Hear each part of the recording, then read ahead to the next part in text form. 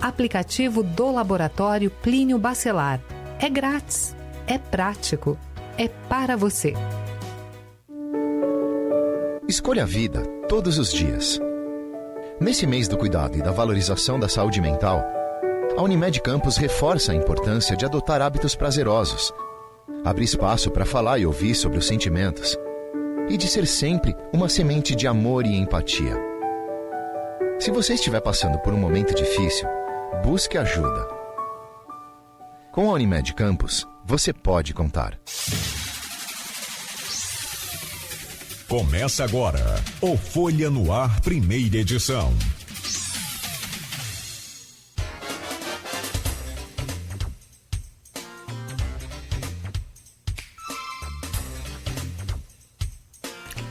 Segunda-feira, 25 de setembro de 2023, começa agora pela Folha FM 98,3, emissora do Grupo Folha da Manhã de Comunicação, mais um Folha no Ar. Já estamos ao vivo no Face, YouTube, Instagram, também na Twitch TV. Daqui a pouco você acompanha esse programa em podcast. Logo mais, teremos a reprise deste programa de hoje na Plena TV, que também é do Grupo Folha da Manhã de Comunicação. São 7h05 em Campos. Muito bom dia, sejam todos bem-vindos a esta edição de hoje, que já começa informando a previsão do tempo. Muito calor. Aliás, seguimos aí com essa onda de calor pelo país. Ontem o Rio de Janeiro registrou, para não falar 41 graus, registrou 40,9 graus. Muito calor, praias cheias ontem no Rio de Janeiro, como em boa parte do país também, nessa região dessa onda de calor que toma conta aí de vários estados do país. Para Campos hoje a previsão é de mais calor ainda. A temperatura sobe um pouco, a máxima chegando a 33 graus e a mínima em 21 graus. Agora aqui no centro faz 23 graus. No programa de hoje, com o Aloysio Abreu Barbosa da bancada, com o Rodrigo Gonçalves, nós vamos conversar com o André Siciliano, secretário de Assuntos Federativos do Ministério das Relações Institucionais. O Siciliano, que a gente conhece muito bem, hoje faz parte do governo federal, foi presidente da Assembleia Legislativa do Estado do Rio de Janeiro, vem para fazer aí uma análise dos governos Lula III, do governador Cláudio Castro, e ainda fala também dessa caravana federativa que o governo federal lançou agora recentemente, oportunidade de todos os municípios se encontrarem com todos os ministérios, com todo o governo federal.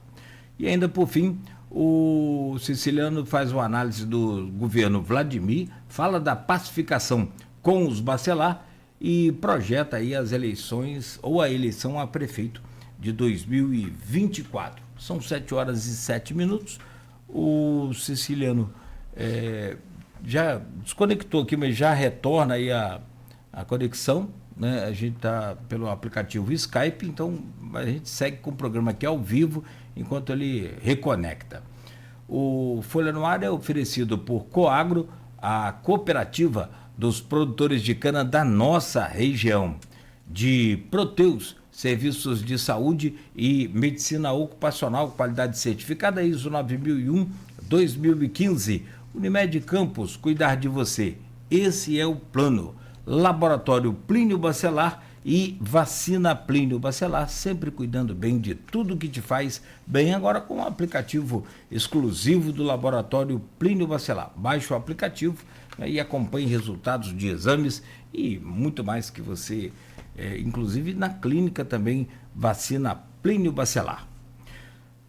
Nas manchetes do jornal Folha da Manhã, em destaque principal aqui na capa do jornal, Vladimir em paz com petistas e na tensão com Marquinho.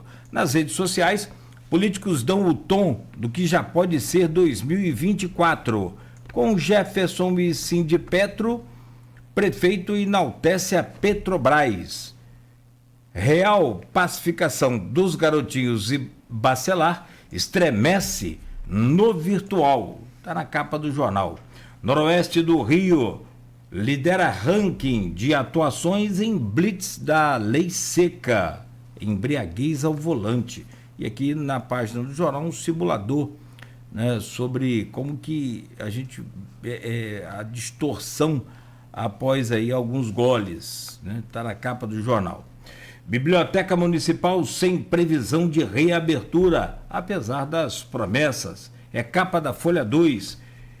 Vítima de infarto, Ico, ídolo do Cano, morre aos 69 anos. Festival tem bate-papo em homenagem a Hélio Coelho. Foi no Festival Doces Palavras. Ainda na capa do jornal Folha da Manhã, o ENF terá a primeira mulher à frente da reitoria. Rosana Rodrigues foi eleita na semana passada. Repasse em alta, mais de 48 milhões em royalties para Campos. Aqui também na Folha vem destacando o assunto que nós vamos tratar aqui no programa com o secretário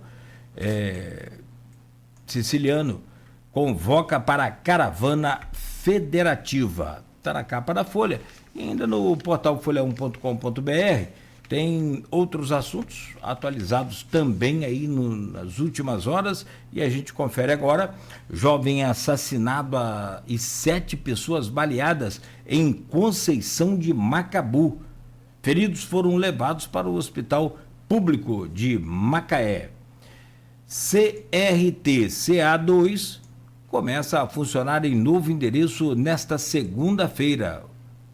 Crédito Rural Agropecuária da região, convocada ao dia 26, em parceria do Banco do Brasil, prefeito e produtores rurais, tem encontro. Shopping a céu aberto interdita a Rua João Pessoa. A interdição ocorre dentro do programa de revitalização do centro. Aposta do Mato Grosso acerta sozinha a Mega Sena. Outros 49 apostadores, né, acertaram as 5 dezenas. Biblioteca Municipal Nilo Peçanha está fechada há mais de 6 anos. São Paulo empata com o Flamengo e conquista a Copa do Brasil. Goitacás vai ao Rio enfrentar o São Gonçalo. A partida será válida pela 3ª rodada da Série B1 do Campeonato Estadual. São 7h12 em Campos. Este é o Folha no Ar, que começa a partir de agora, já com essas informações. Você que está nos acompanhando, eu quero fazer aqui então, como perdemos a conexão com o Siciliano, quero tentar aqui reconectar o Siciliano. A gente faz uma breve pausa no programa, acho que o Siciliano retornou, então dispensamos aqui a pausa e vamos direto já cumprimentar aí o Siciliano, reconectado devidamente. O Siciliano, são 7h12. Prazer imenso sempre recebê-lo aqui no Folha no Ar. Obrigado pela sua presença, obrigado por estar conosco aqui nesta manhã de segunda-feira. Bom dia, seja bem-vindo, meu caro Siciliano.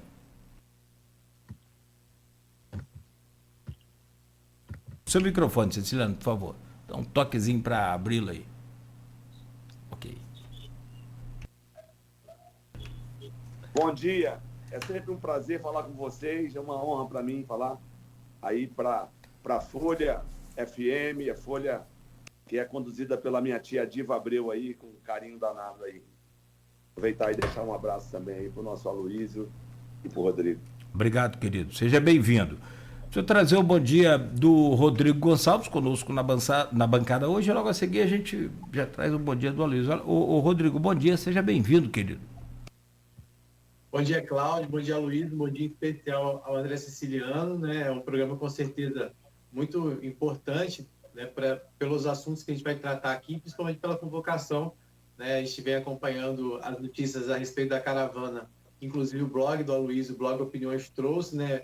Ouvindo aí algumas pessoas que estarão presentes nessa caravana, que é muito importante diante de todo o cenário, né, que os municípios aqui do interior enfrentam, desde a queda de ICMS, um assunto que o Siciliano tem recebido bastante, esses prefeitos para estar tratando, o pessoal do SIDENF. Então, com certeza, vai ser aí uma convocação muito importante e agradecer desde já ao Siciliano e todo mundo que acompanha a gente no 98.3, não só aqui em Campos, né, mas também nos municípios vizinhos que estão sendo convocados, e também aquelas pessoas que acompanham a gente sempre pelas redes sociais, né, e onde você, inclusive, pode deixar o seu comentário e participar com a gente desse programa. Muito bom, Rodrigo, obrigado. Bom dia para você, meu caro Aloysio Abreu Barbosa, bom dia, bem-vindo aí a essa bancada nessa segunda-feira. Bom dia, Nogueira, bom dia, Beto na técnica, bom dia, Siciliano, obrigado pela presença, vamos conversar um pouco nesses dois blocos de entrevista. Bom dia, Rodrigo, bom dia especial ao ouvinte e pelo streaming telespectador do Folha no Ar, nosso bom dia especial as categorias que nos acompanham sempre nesse início de jornada de segunda a sexta, os motoristas de aplicativo, taxistas, os pais de alunos e professores. É um dia feliz para a segunda maior torcida do Rio de Janeiro, que é a anti-flamenguista, que se subdivide em três, Fluminense, Botafogo e Vasco, e um dia triste para a torcida numerosa do Rio de Janeiro, que é a rubro-negra. Mas eu acho que foi merecido o resultado. O São Paulo se mostrou... porque o brasileiro é pontos corridos, né? A Copa do Brasil é torneio, é tipo Copa do Mundo, é eliminatório. Então, nos jogos, no confronto direto, São Paulo se mostrou mais competente, Dorival conhece muito bem o Flamengo, foi campeão pelo Flamengo no ano passado, e mereceu o título, no meu entender. Parabéns aí ao São Paulo. Eu só conheço um São Paulino, que é o promotor de justiça Vitor Queiroz, os parabéns a ele ontem, né, merecido. Siciliano, você também é Flamengo, né, Siciliano?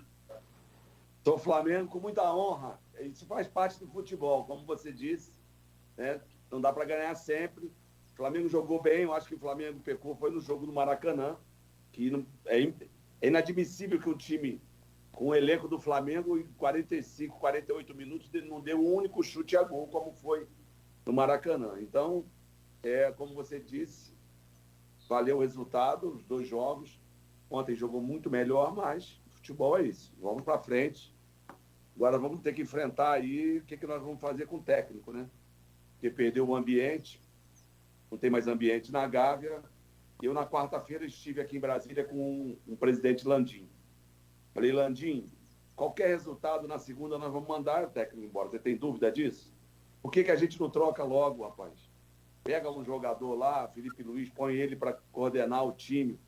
Aí falou, não, André, da outra vez que nós fizemos isso com o Português, primeiro jogo nós perdemos 2-0, é muito difícil. Eu falei, bota lá, rapaz, não bota técnico nenhum, deixa um jogador, dois, organizando o elenco. Mas futebol, vamos para frente.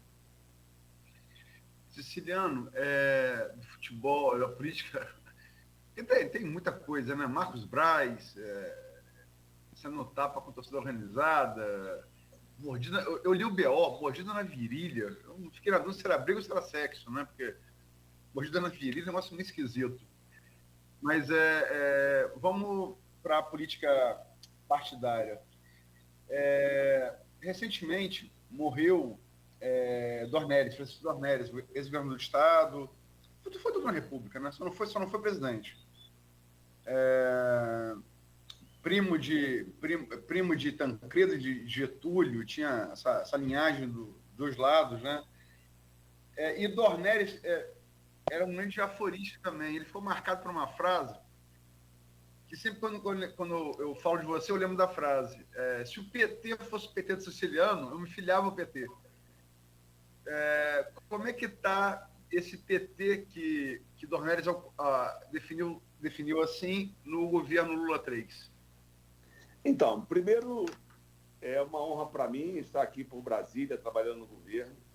Trabalho diretamente com o presidente, com o ministro Alexandre Padilha, e convivo ali com os governadores, governadoras, com os prefeitos e prefeitas. Para você ter uma ideia, Aloysio, nesses primeiros 8 para 9 meses, nós atendemos aqui mais de 2.500 municípios. 2.500 municípios. Alguns desses municípios mais de uma vez. Todos os governadores eu atendi, falo semanalmente com todos. Sábado mesmo falei com todos, exceto o governador de São Paulo, Tarcísio. Estava fora de ar, mas falei com o Kassab. Então, para mim é uma honra estar aqui na grande política, né? É o Brasil inteiro. Agora, de fato, a gente tem um trabalho aqui de relacionamento, né, de tratar com governadores e governadoras, prefeitos, prefeitas, ministros, ministras, com... A minha secretaria é de assuntos federativos, mas eu também faço, por vezes, atendimento a deputados, senadores. Toda semana eu faço alguns, diariamente eu faço. Apesar de ter uma pessoa só para isso aqui, que é o Valmir Padiceli, é um amigo de São Paulo, muito querido, e a gente acaba também atendendo, como ele atende prefeitos e prefeitas, eu acabo também atendendo deputados e senadores. É uma honra. Agora, é o relacionamento, né? É a conversa, é o meu estilo, né? De você atender, encaminhar, solucionar, deixar, como eu digo aqui, a gente recebe às vezes uma bola quadrada, a gente deixa a bola redonda na marca do pênalti. E é isso, é o relacionamento, é a volta da relação federativa, coisa que nos últimos 4 anos nós não tivemos.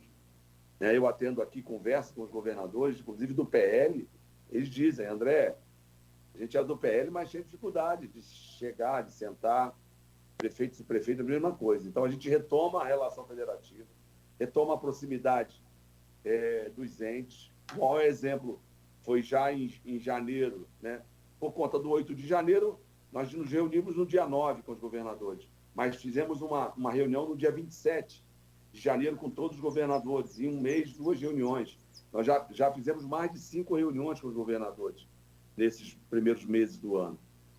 Prefeitos, presidentes de consórcios, eu recebo diariamente 30, 40, 50. Às vezes, uma reunião com 60, 70 prefeitos e prefeitas. Às vezes, 40 presidentes de consórcios, né, dos estados. Então, a gente aqui tem uma rotina bem acelerada. Eu começo muito cedo, 8h30, e por vezes, por exemplo, hoje é dia de sair de lá mais de meia-noite.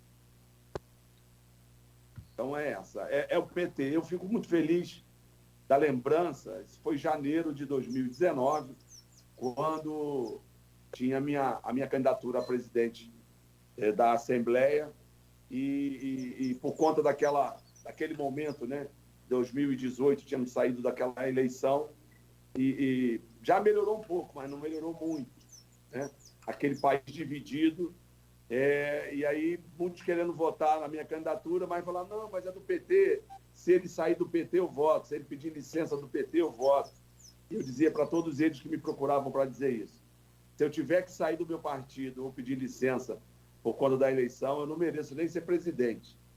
Então a gente conseguiu ali conversar com todos, né, aglutinar, e a gente foi candidato único naquele momento, um momento muito importante da minha carreira política. A gente vinha daqueles 2 anos, né, 17 e 18, com muitas dificuldades, salários atrasados, 4 meses atrasados, né, deputados afastados da Assembleia, e a gente conseguiu conduzir ali, naquele momento mais difícil do Rio de Janeiro, eu diria politicamente e financeiramente, a Assembleia, e participei muito ali nos momentos mais difíceis, né, que quando foi das votações importantes para fazer com que o Estado do Rio pudesse aderir ao regime de recuperação, tomar um empréstimo para botar os salários em dia. A gente ali, naquele momento, a Assembleia cercada ao som de bomba de efeito moral, de bala de borracha, gás de pimenta, a gente conduziu ali o Legislativo. Não só eu, né, com todos os parlamentares ali, foi um momento importante de unidade. E depois a gente fez a mesma coisa, 19, 20, 21 e 22, não foi diferente, né? A gente ali, com o apoio de todos os parlamentares, a gente também foi muito importante ali para passar daquele momento. Foi o primeiro impeachment de um governador que chegou ao final no Brasil, e isso não tenho nenhuma honra por isso, eu queria não ter passado por isso, mas foi necessário, e o Rio viveu depois um novo momento. Ciliano, você falou do governo e fez menção ao governo passado, o governo Bolsonaro.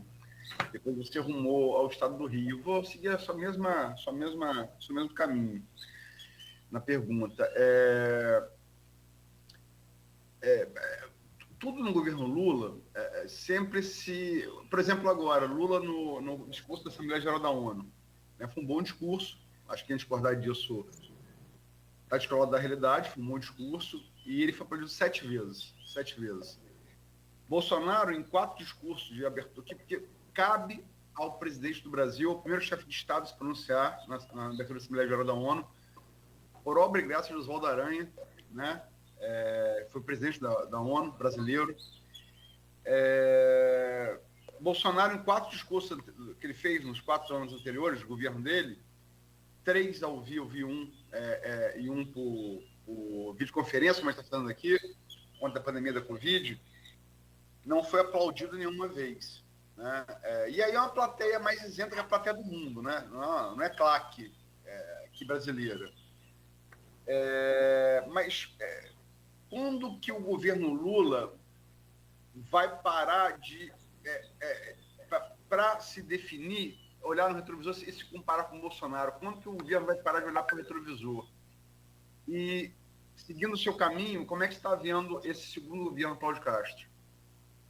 Bem, primeiro dizer que o presidente Lula, assim como nos 2 mandatos anteriores, era reconhecidamente um presidente que tratava de todos os temas, não só na ONU, mas visitou o mundo inteiro, na África, na América, na Europa. Foi um presidente, reconhecidamente, quem não se lembra da frase do Obama, né? Esse é o cara, o político mais popular do mundo. O presidente Lula retoma alguns programas, Aloysio, mais de 40. Minha Casa Minha Vida, Bolsa Família, mais médicos. Para você ter uma ideia, nós encontramos 14 mil obras paralisadas em janeiro. Né? Só de creche e escolas, mais de 4 mil obras paralisadas. Nós encontramos 186 mil unidades do Minha Casa Minha Vida paralisados. A gente já começa a retomar, já no início do ano, o Minha Casa Minha Vida, já foram entregues mais de 15 mil unidades. E quando você retoma uma obra, você dá o emprego, gera renda, né? Você faz com que a economia possa girar, né? A retomada do Pronaf, a retomada de muitos outros programas e projetos, como o programa de alimentação escolar. Então, a gente retoma os programas, retoma essa, como eu disse no início, essa relação federativa. E o presidente Lula, que já lançou de novo o PAC, 1,7 tri de investimentos, e posso garantir, eu participei desde a primeira reunião do PAC, eu fiz reuniões técnicas, conduzi reuniões com os estados, né, com governadores ou com os técnicos, secretários. São obras que têm início, meio e fim, Luiz. Não tem nada ali que você vai dizer que está lançando uma coisa para não terminar. Ainda, quando tem algumas obras que são importantes, que não tem licença ambiental, que não tem projeto executivo ou projeto básico, o governo está financiando o projeto, mas lança no valor só o projeto.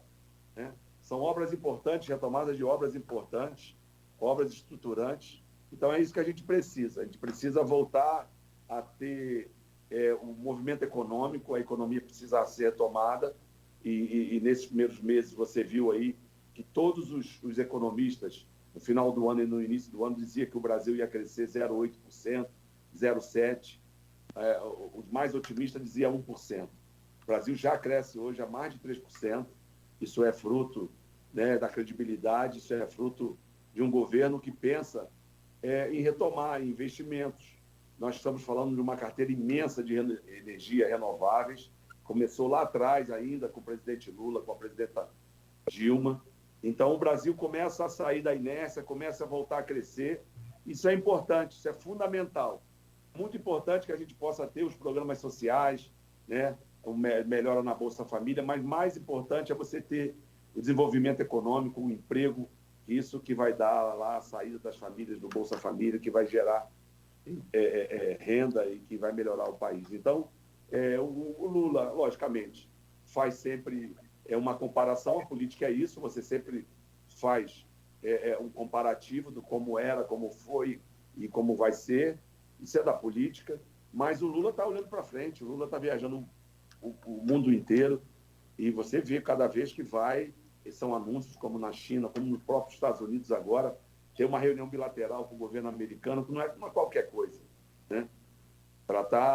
falar de política, falar da guerra com a Ucrânia, né? Então, o Brasil vive um novo momento, o presidente Lula está muito bem, tem uma equipe experimentada, muitos ex-governadores, né? Você pega lá o Dino, foi ex-governador, 2 mandatos no Maranhão, você pega o Jerônimo, você pega o Rui, 2 mandatos na Bahia, você pega o ministro da Educação, 2 mandatos no Ceará, você pega o Wellington Dias, 2 mandatos, todos esses governadores que eu falei elegeram seu sucessor, então foram bons governadores. Então a gente começa a fazer com que a máquina comece a girar, começa a sair da inércia, e é isso, o Brasil precisa falar para o mundo, falar do meio ambiente, mas com desenvolvimento econômico e social, porque você precisa também cuidar das famílias que vivem, por exemplo, no norte. A gente viu fogo no Pantanal, fogo no Amazonas, e a gente retoma um novo momento, né, com a redução, por exemplo, das queimadas da própria floresta amazônica. Mas é isso, é um conjunto de coisas. A gente tem interagido muito com os governos estaduais e municipais, com todas as dificuldades e diferenças, né? O presidente Lula sempre coloca que é importante tratar todos os governadores, governadoras, prefeitos e prefeitas da mesma forma, não olhando a eleição passada, não olhando o partido do prefeito, do governador. Então, é isso que a gente tem feito e com relativo sucesso. Como eu disse, a gente fala diariamente aqui com todos os atores, com os entes federativos, e é isso, a gente precisa retomar o crescimento, precisa melhorar a qualidade de vida do povo brasileiro, tirar muitos brasileiros ainda da fome. A gente viu mais de 30 milhões no ano passado passando necessidade, passando fome. E aí é isso, é olhar para frente e tocar o barco. Agora sempre vamos ter essa comparação, né? E o governo, esse segundo governo Castro, você que, como você falou, você foi presidente da Alerj, no momento capital do estado do Rio de Janeiro. Você mesmo classificou bem a história, seu primeiro impeachment da história, governador da história do Rio de Janeiro. Castro assumiu ali, era o vice, pouco conhecido. Foi eleito, reeleito. Ele foi eleito vice-governador, mas foi eleito na chapa, né? Foi reeleito governador em turno único, que também não é algo banal, né? Como é que você vê esse segundo governo Castro? Então, ele precisa, eu acho, ele foi muito bem nos dois últimos anos, né? Tanto é que se reelegeu no primeiro turno. Ele está começando a modificar o governo, eu acho que ele precisava fazer isso mesmo, para incentivar, né? Porque senão o sujeito fica muito ali na sua secretaria achando que ele é o concursado, quando a gente precisa cada dia avançar mais, ter mais desafios para melhorar a saúde, a educação, a segurança pública. Ele tem um desafio, logicamente agora ele foi eleito e ele precisa, e está fazendo, acho que as últimas notícias vão nesse sentido, fazendo uma troca em algumas secretarias para que ele possa imprimir, né, a sua marca. O governo precisa ter uma marca, que possa imprimir a sua marca e a gente deseja tudo de bom, Luiz. A gente torce para que dê certo. O governo federal está aqui à disposição, em parceria, estamos discutindo coisas importantes para o estado do Rio de Janeiro, a indústria de petróleo e gás, a retomada do polo petroquímico, a Rota 4B, que é levar gás ali para a Baixada Fluminense, passando pelo Distrito Industrial de Santa Cruz, chegando ali a Itaguaí. É isso, a gente precisa retomar essas obras importantes, né? E a Petrobras tem um papel fundamental no estado do Rio de Janeiro, e a gente precisa cobrar mais da Petrobras. Isso é um exemplo. E precisa retomar a indústria naval, está muito tímido ainda. Tudo que tem de encomenda está fora do Brasil. Agora a Transpetro está anunciando a retomada de construção de novos navios. Isso é importante para a economia do estado do Rio de Janeiro, tanto para a economia do Brasil. Então é isso. Acho que o governo vai viver um novo momento. O Cláudio tem tudo para deslanchar, já fez isso bem nos 2 últimos anos, de novo, tanto é que se reelegeu no primeiro turno. A gente torce para que tudo dê certo.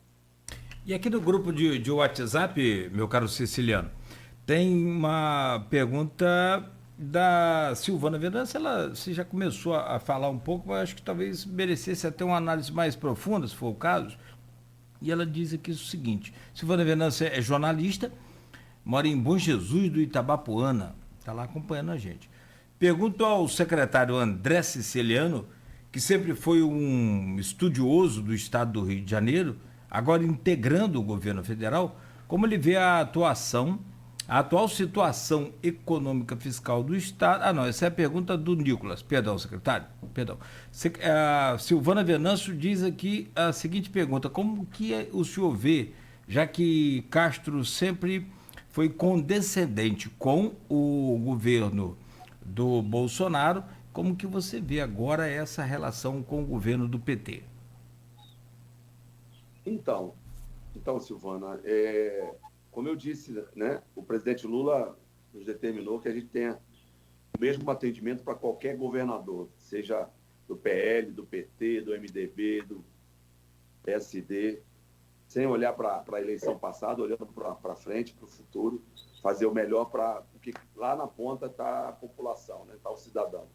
Então, essa determinação, e é nosso estilo, né, Luiz? Conversar com todo mundo, tentar um entendimento, tentar para frente. O Cláudio fez uma campanha onde ele, em nenhum momento, atacou o presidente Lula, em nenhum momento. Ele fez a campanha dele, falando do candidato dele, e diferente de muitos que fez uma campanha agressiva, ele fez uma campanha falando das propostas dele, apoiando o candidato dele. Isso é da democracia, a gente tem que respeitar e olhar para frente. Venceu o presidente Lula, o Brasil vive um novo momento. Como eu disse, a economia tinha uma perspectiva de crescer, os mais otimistas, 1% no final do ano, no início. Estamos crescendo a mais de 3%. Então, o presidente está conversando com todos os governantes do mundo, do planeta, e a gente precisa ter paz, a gente precisa voltar a crescer. A gente está saindo ainda de uma pandemia, e a inflação no mundo ela foi tremenda no ano de 22, né? Isso está refletindo agora com os juros altos. A gente precisa baixar esses juros mais ainda, porque você não pode ter uma inflação anualizada de 4,5%, 4,6%, com um juro real que estava 13,75%, agora 12,75%, mas ainda é muito, muito alto, quando alguns países do planeta estão praticando juros negativos, né? Então, a gente precisa ter o foco na economia, porque quando a economia vai bem, as famílias vão bem, né? Estão comendo bem com os filhos empregados, estudando, é isso que a gente precisa. Voltar à paz, voltar ao ambiente da política, né? Fundamental é a política. E a gente viveu 4 anos aí de tensão, não é à toa aí o 8 de janeiro, não foi à toa aquele dia, salvo engano, 12 de dezembro, dia da diplomação, né? Então, a gente viu coisas que a gente não conhecia. A gente respeita a opinião de todo mundo, mas é umas coisas que a gente viveu aí nesse período e ainda estamos vivendo. A gente não conhecia muitas das pessoas que estavam ao nosso redor. Não é que tem que ser de esquerda, tem que ser de centro. Pode ter qualquer opinião. Pode ser lá qualquer opinião política. Agora, algumas coisas que a gente viu fora da política, né? Mas isso é do jogo, vamos para frente. É isso aí. Siciliano, vamos falar um pouco da caravana federativa agora, dia 28 e 29. Quinta e sexta agora, né? Vocês já fizeram a primeira em agosto, na Bahia. Inclusive, pegaram uma expertise ali, estão fazendo agora, por exemplo, novidades, agora no Rio de Janeiro. Você convocou os prefeitos e secretários dos 92 municípios do estado do Rio, e a partir da experiência da Bahia, vocês fizeram um manual de como se levar e caminhar os pleitos. É muito importante porque todo município, né, quer ter canal de interlocução com o governo federal, os ministérios, com os 3 bancos federais, muito importantes, Banco do Brasil, Caixa Econômica e BNDES. O que esperar dessa caravana federativa de prática? E você conhece também o Rio de Janeiro, né? Se ele pela aí, mas você foi presidente da Alerte, você conhece muito bem o Estado. Já confirmaram a presença Vladimir Garotinho, prefeito de Campos, Carla Capuz, prefeito de São da Barra, Jeane de Cardoso Moreira, Francimara Barbosa Lemos de São Francisco, vários prefeitos daqui vão. O que eles devem esperar? Bem, primeiro, aquele atendimento que normalmente o prefeito, quando sai do Rio de Janeiro, vai a Brasília, buscar é aquele mesmo atendimento, né? Quando vai no Ministério da Educação, no FNDE, quando vai no Ministério da Saúde, quando vai no Ministério das Cidades, resolver problemas de convênios, destravar investimentos, conhecer novos programas e projetos dos ministérios, né? Aquele atendimento que geralmente o prefeito e a prefeita vêm buscar na esplanada dos ministérios, ou mesmo no Palácio do Planalto, com a mesma qualidade presente no Rio de Janeiro. Nós estamos articulando todos os ministérios. Da vez passada, nós tivemos 34 ministérios presentes dos 37. Tivemos, como você disse, nós tivemos mais lá, não foi só BNDES, Brasil e Caixa. Lá nós tivemos Banco Central e também o BNB. Nós vamos ter aqui também o Banco Central, o BNDES, Caixa e Banco do Brasil. Vamos ter Correios, vamos ter outros entes que lá não estiveram. É uma experiência muito exitosa. Nós recebemos lá de 417 municípios, Aloysio, nós atendemos 355 municípios. E olha que lá você tem que se deslocar, às vezes, 800, 500 quilômetros para chegar a Salvador, na Bahia. Nós tivemos 288 prefeitos e prefeitas que passaram nesse encontro. E foi uma semana que os prefeitos começavam a se mobilizar para fazer aquela paralisação do final do mês, por conta da queda do FPM, né? Mas foi um sucesso absoluto. Nós atendemos mais de 3.500 pessoas, e foram pessoas, prefeitos, prefeitas, secretários e técnicos de governo, né? Foi muito, muito bacana. Logicamente, a gente tem sempre que aprender com os erros, né? Estamos dando uma nova dinâmica, mas 90% é da mesma forma que fizemos a caravana na Bahia. Já no 19 e 20 do próximo mês, teremos a caravana em Porto Alegre. Não vamos parar mais. Agora, duas por mês, nós vamos estar realizando, salvo esse mês que tem essa coisa do feriado lá no meio do 12 de outubro. Nós vamos fazer 19 e 20 no Rio Grande do Sul, em Porto Alegre, 9 e 10 em Manaus, 30 e 1º no Ceará, 14 e 15 em Goiás. Então, já temos esse calendário até o final de dezembro, até o meio de dezembro. E é isso, é aproximar o governo federal do governo do Estado e dos governos municipais. Que aí é que a gente vai resolver os problemas, né? Esse é o verdadeiro pacto federativo. Você buscando solucionar aquela pendência. Porque muitas das vezes, como eu falei aqui no início, das 14 mil obras paralisadas, Cláudio, a gente viu muitas obras que era falta de um documento, um lançamento do programa no sistema, muitas das vezes boa vontade, né? Isso a gente vê todo dia aqui. Então é fundamental que a gente possa ter os secretários municipais, os prefeitos e prefeitas, porque vão gostar muito, vão ter acesso a novos programas. Por exemplo, na área do meio ambiente tem muita coisa de bolsa, né? De auxílio para que a gente possa cuidar do meio ambiente, né? Assim como também, lá no Ministério da Gestão, tem muitas ferramentas novas para os administradores municipais. Fundamental essa presença, está bem mobilizado. Eu tenho conversado com os prefeitos e prefeitas do Estado, né? Está bacana demais. Então, a perspectiva nossa é levar todos os prefeitos, todos os municípios presentes. Todos os municípios, eu não tenho dúvida que estarão. Sempre tem um ou dois prefeitos que possam ter compromisso já de viagem, mas será sucesso, eu não tenho dúvida. Temos o apoio do governo do Estado, do governador Cláudio Castro. Eu quero aqui agradecer esse apoio, porque é fundamental. Nós estamos fazendo esses encontros em parceria com os governos estaduais. Lá na Bahia, algumas secretarias também atenderam os prefeitos. Não vai ser diferente daqui, aí no Rio de Janeiro, que eu estou em Brasília. Não será diferente, mas é isso. É parceria, buscar soluções de problemas que a gente só consegue resolver quando a gente tem os três entes juntos, né? Governo federal, governo do Estado e municípios.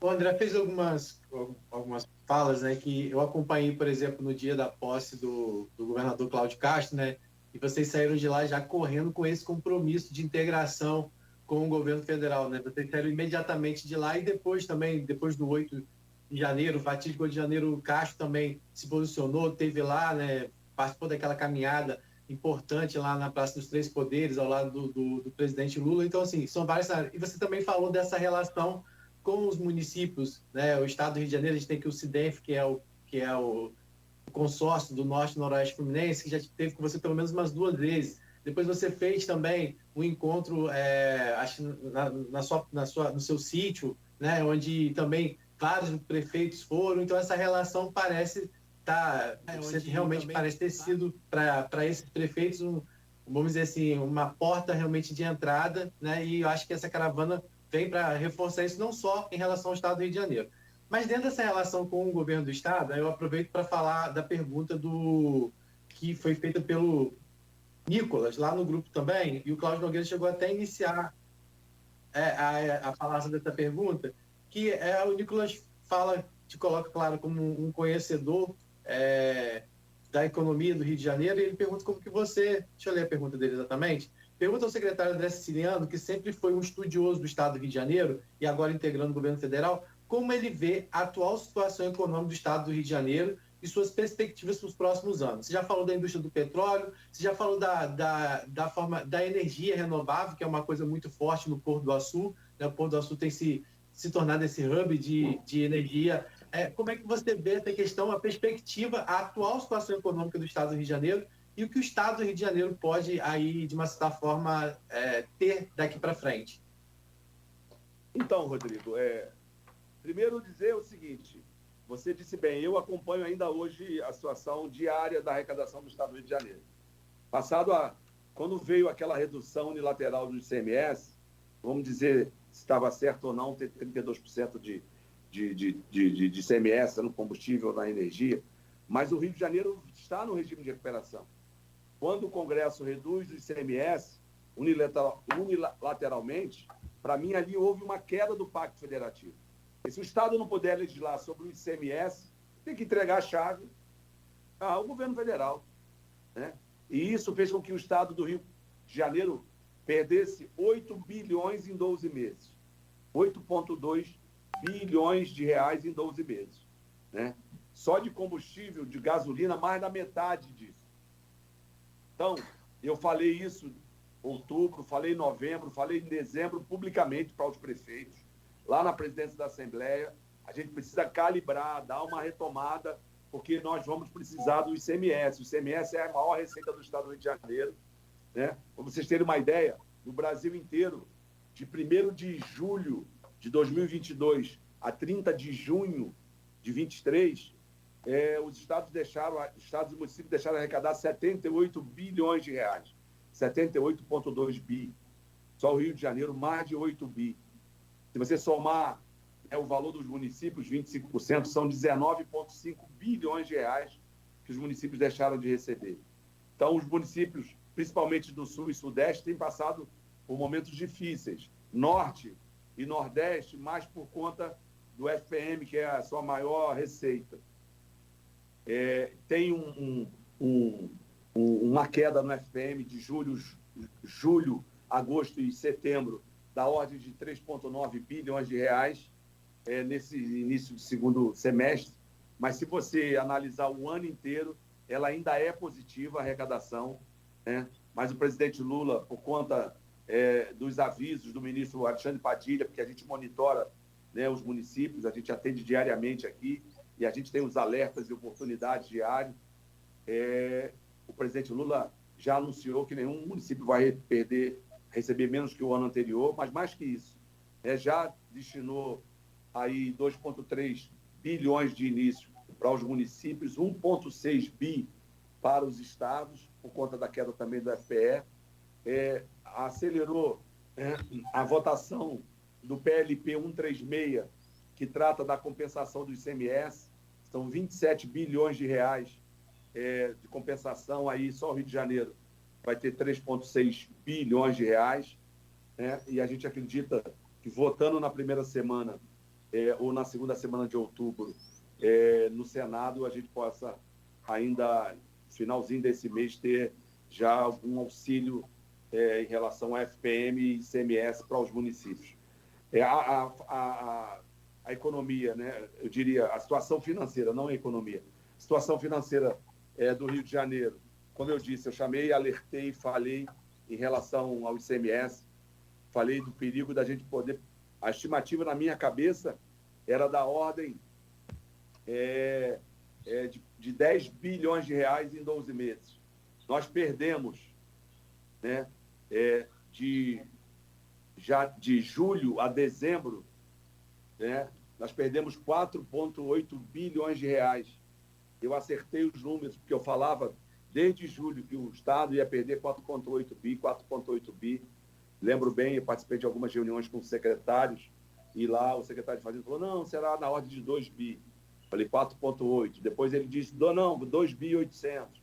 Falei 4,8. Foi 4,8 bi de julho a dezembro. Só do combustível, 2,7 dos 4,8. Então, quando a gente falou muito em outubro, novembro e dezembro, que a gente precisava calibrar, não voltar aos 32%, mas algo entre 20% e 25%, porque a receita, né, e é um combustível fóssil, você tem que incentivar outros combustíveis. E lembrando que a gente já tinha reduzido o ICMS do diesel para 12%, lá, salvo engano, no final de 2016. Né? O Estado do Rio de Janeiro pratica, hoje, a menor taxa do ICMS do diesel, que é o combustível importante para transportar passageiros, para produzir alimentos, para transportar alimentos. Então, a gente já chamava atenção e, infelizmente, eu estava certo. Infelizmente. Agora é olhar para frente, né? Incentivar a economia para que a gente possa, como eu disse, retomar a economia, voltar a crescer, que é aí que nós vamos gerar emprego, renda e também arrecadação. Siciliano, eu vou fazer uma última pergunta nesse bloco, mais voltado para o nacional e estadual. O bloco vou falar mais local, mais municipal, plano municipal. Seja município como Campos, por exemplo, como Macaé, como Quissamã, como São João da Barra, o estado do Rio de Janeiro, né, são petrorrentistas. Né, dentro de suas principais receitas, logicamente, o corte de ICMS que você falou aí, promovido pelo governo Bolsonaro, prejudicou muitos estados, a gente sabia que a conta ia vir, né, uma jogada eleitoral, e surtiu efeito, porque ali, se você observar bem as pesquisas do ano passado, a partir de julho e agosto, Lula vinha liderando na faixa de 2 a 5 salários mínimos, que é a classe média baixa, né? E a partir do ICMS, Bolsonaro virou esse eleitorado, de fato, né? Ele ganhou nesse eleitorado, Lula ele ganhou bem na sua faixa do social do eleitor brasileiro, que foi de 0 a 2 salários mínimos, que assim mesmo sangrou no consignado, mas isso é uma outra conversa, começou a sangrar no final. Mas royalty é a principal receita do estado do Rio e desse município que eu citei, Campos entre eles. Como é que a gente sabe que está desde de lá de trás pendurado numa liminar da ministra Carmen Lúcia, né? O Congresso aprovou que a partir dos royalties dos municípios e estados produtores com todos os demais entes da federação, isso está até agora se segurando num fio de cabelo, que é a liminar da Carmen Lúcia. Como é que fica isso e qual o papel do governo Lula nesse aspecto? É fundamental para a gente aqui. Então, primeiro,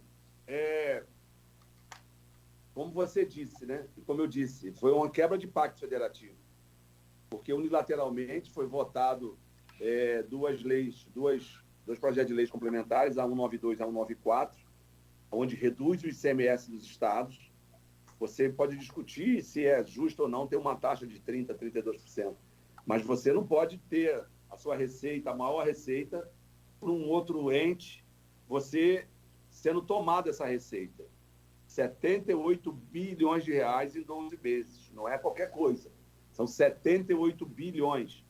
Depois, no apagar das luzes, no último dia do governo, o governo federal também, Bolsonaro, faz uma desoneração de PIS, COFINS, contribuições dos combustíveis, em especial, reduziu também muitas alíquotas, já no segundo semestre também de produtos importados. Chegou a zerar algumas alíquotas, abrindo a nossa economia para produtos de fora. Né? E zerando significa que você também perde a arrecadação. Então, no segundo semestre, eles usaram a máquina como nunca, né? Você falou uma coisa importante, eu ontem conversava muito, o governo, a partir de agosto, tinha a intenção de liberar 15 bilhões de reais daquele empréstimo dos R$3 mil para quem tinha um auxílio emergencial. Era um empréstimo de R$3 mil que o pessoal do governo e o pessoal lá na ponta, Luiz, isso é importante, tá, Luiz? Lá na ponta estava dizendo que não precisava pagar os R$3 mil. E dos 15 foram liberados 7,9 bi. Tinha ainda mais 2 milhões e 900 mil beneficiários que iriam receber, não receberam. Isso tinha um potencial de virar a eleição. Nós tivemos no primeiro turno uma diferença de 6 milhões de votos. E o uso da máquina foi tanto... De 5 pontos que eu para 1,5. O uso da máquina foi tanto porque esse empréstimo tinha a possibilidade de mudar a eleição. E o Tribunal de Contas, muito assertivamente, impediu a Caixa Econômica de conceder os empréstimos. Né? Mas, de novo, já tinha sido liberado 7,9 bi de 15. Olha o potencial que isso tinha de mudar a eleição. Né? A diferença de Lula no primeiro turno foi de 5 pontos para Bolsonaro. Ela caiu para 1,5 no segundo turno. Isso. Foi 57 a 51 milhões de votos, primeiro. Então, foi o uso da máquina como a gente nunca tinha visto. Dos programas sociais, empréstimo para... auxílio para caminhoneiro, auxílio para taxista. Não é que não tinha que socorrer, não. Mas só socorreu e só com valor em cima da eleição. Né? Por isso que eu digo que a melhor coisa é a economia voltar a crescer, que o melhor programa social é o emprego, né? Que dá dignidade às famílias, né? Que põe o marido, que põe o filho, a filha, para trabalhar, para estudar. E é isso, a gente precisa da retomada da economia. Nós temos a nossa receita maior, é o royalties. Né? Essa liminar, ela protege o Estado do Rio de Janeiro, como protege os estados produtores, mas ali está na Constituição o direito aos royalties. E uma lei complementar muda isso. Né? Final de dezembro de 2012. Eu lembro bem que eu apresentei na Assembleia Legislativa um projeto que nós aprovamos, que criava a taxa por unidade de barril produzido, que era uma forma da gente compensar que a gente poderia perder. Juntamente com isso também veio a mudança, né? Da concessão para a partilha. Com todos os seus problemas, eu não tenho dúvida. A partilha é acertada.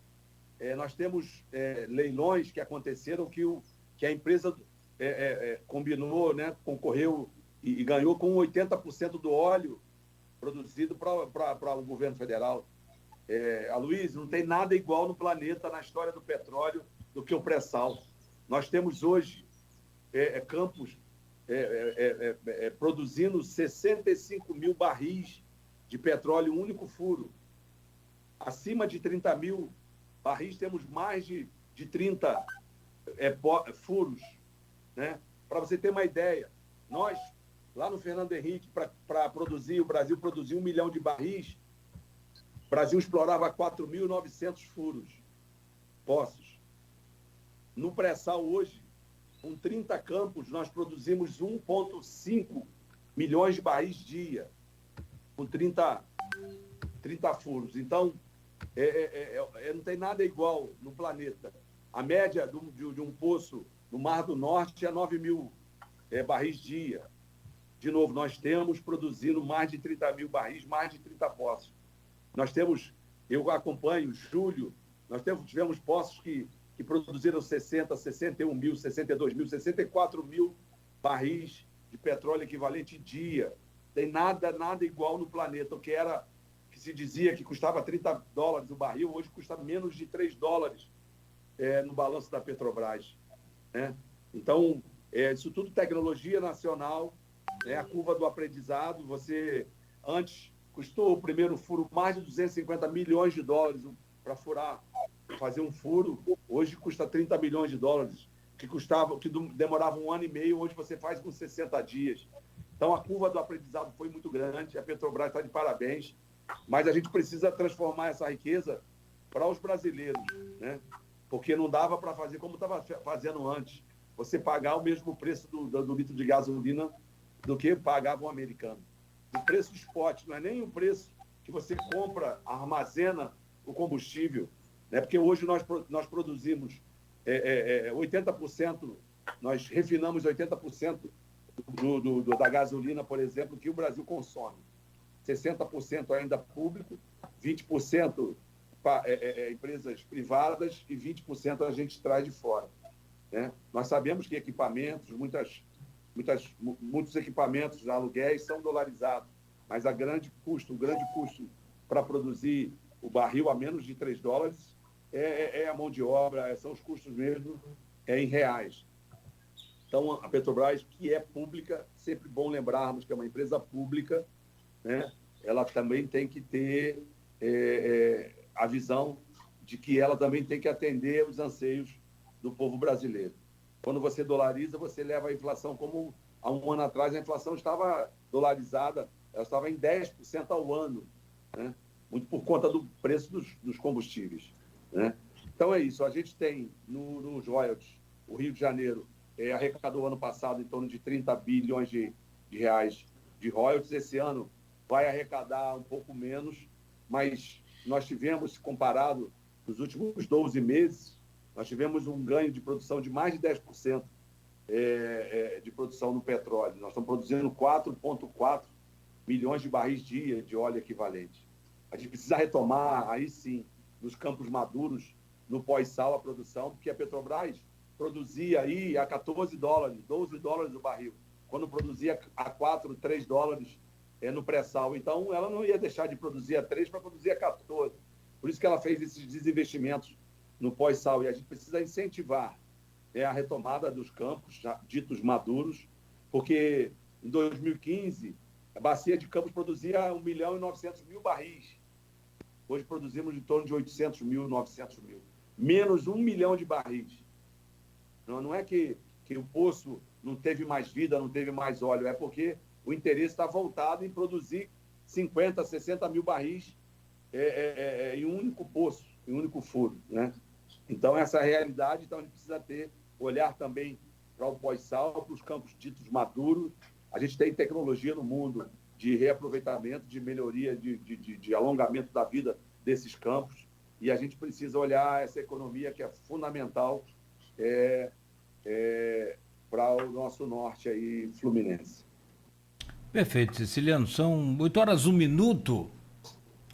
A gente precisa fazer uma pausa rápida, tem um intervalo comercial, e logo a seguir a gente volta e aí vira um pouco mais a chave para falar de política, e política local, como diz o Aloysio, sempre parafraseando lá o Capi, para falar do nosso canavial aqui. Vamos falar de pacificação, do governo Vladimir, um pouco da sua ótica também, da sua visão sobre a eleição a prefeito 2024. Então, rapidamente, Ceciliano, e a você que está nos acompanhando também, uma pausa rápida com o oferecimento de Coagro, Proteus, Unimed Campos, Laboratório Plínio Bacelar e Vacina Plínio Bacelar. Voltaremos a seguir. E aproveite para ficar atento aí, logo na abertura desse bloco agora, uma dica muito importante e bacana com a equipe da Nauta XP Investimento.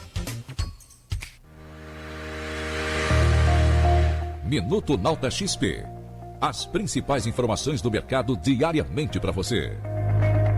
A estratégia de dividendos em ações é uma abordagem de investimentos que se concentra na aquisição de ações de empresas que distribuem periodicamente parte de seus lucros aos acionistas na forma de dividendos. Hoje, no Brasil, esses dividendos possuem isenção total de imposto de renda. Essa estratégia atrai investidores que buscam um fluxo de renda